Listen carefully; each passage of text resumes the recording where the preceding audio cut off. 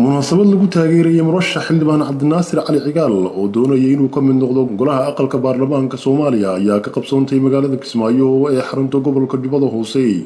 kulankan lagu taageerayay murashax xildhibaan ayaa waxaa ka soo qayb galay salaadiin, haween, dhalinyaro iyo aqoonyahanada beesha uu murashaxu ka soo jeedo.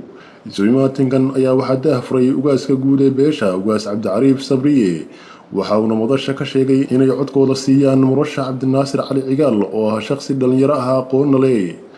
waxaan idin codsanaynaa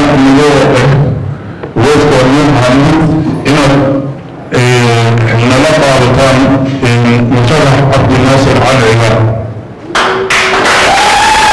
inta badan waxgaradkii kala duwanaa ee kasoo qayb galay munaasabada ayaa fariimo kala duwan oo taageero ah madasha ka soo jeediyay.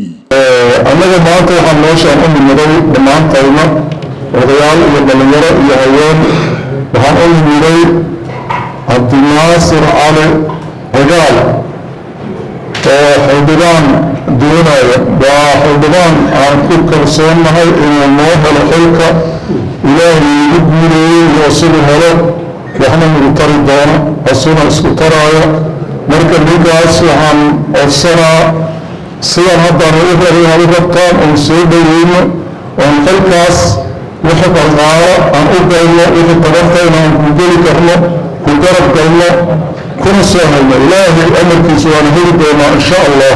soo noqdo ninkaan musharax xildhibaan waxaan dhihi karaa musharaxii yacnaa ay doonayeen beesha maxamed waa ka ruuxaanti waa master degree waa madaxweynaha qaaradda Afrika waa master degree waa nin ganacsata ah waa yacnaa uma baahna kursigan ka samay dhaqaalo wuxuu intaas juhdigiisa iyo waqtigiisa ugu soo huray waxay tahay dadkaaga horumari.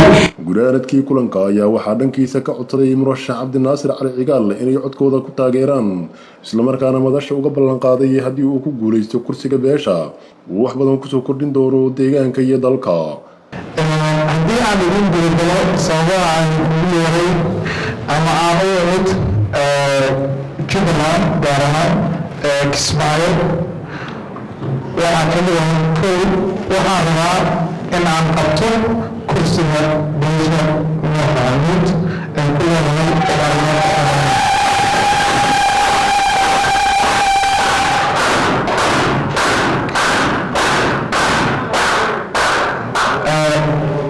qodobka labaad aan ugu yeero maanta waxaan leeyahay haddii kursigan ilaahay igu guuleeyo waxaan rajaynayaa in aan tokeyga aan oo imaado isbedel ballaaran u saameeyo insha allah.